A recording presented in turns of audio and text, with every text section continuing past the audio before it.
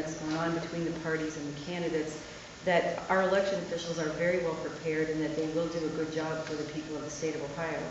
A couple other extraneous issues I want to tie in here before we get into questions. We are dealing with some other changes in the law that will have an effect, and I just want to make sure that we're reminded of that.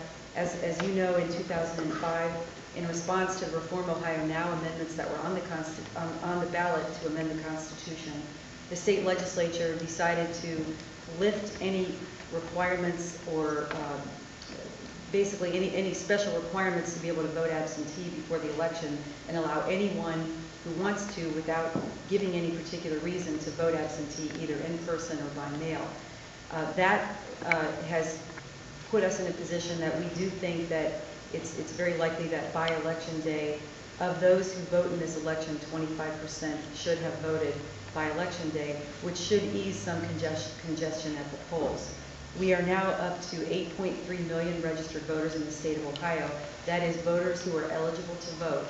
When we take that list and we look at those voters who have received or who have been sent a confirmation notice as is required by the National Voter Registration Act, if we have evidence that perhaps they've moved or perhaps they're not eligible, we do have a list of what many of the boards would refer to as inactive but still eligible voters.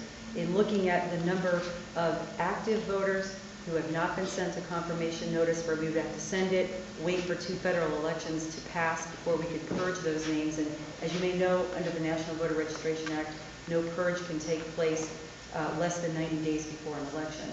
So that leaves us, in terms of active voters, with 6.95 million active voters in the state of Ohio.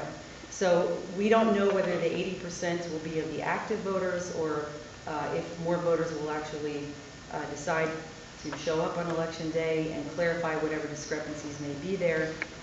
But we know that we're in store for quite a busy day on election day. Absentee ballots by mail under a new law are able to be accepted by boards of elections if they're postmarked by the day before the election, by November 3rd. They're able to be accepted up until 10 days after the election.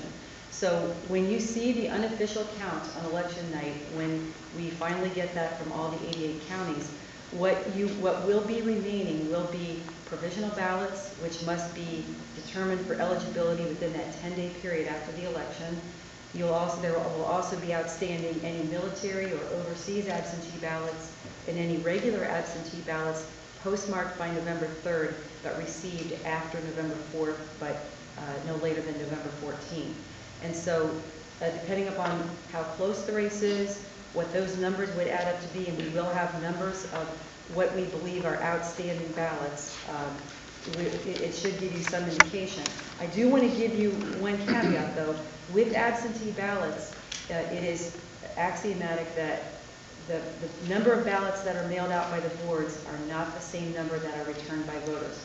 You do get some ballots mailed out that a voter, for one reason or another, may not return. So we'll be able to tell you the number of outstanding absentee ballots, but it's going to be difficult to draw a conclusion of how many of those are actually going to come back in, whether it's military, overseas citizens, or regular absentees. So that is going to be a little bit in the gray area, but just to try to set your expectations on that a bit. The other thing that we won't get into a lot of detail on today, but the election night reporting system will give you the opportunity and will give citizens the opportunity to actually customize the results that they may be looking for. And we'll go over this as we get closer to the election in a separate meeting. But I tried this out myself today, and for instance, if I just wanted to put in one Ohio Senate race, I could go to a column on the right called My Results. I could pick the races that I really wanted to monitor, and it's almost like moving things from one column to another if you're setting up a database, and pick those races, and then I could pull up basically my results of my customized page, and it would just report for me those particular races that I was looking at.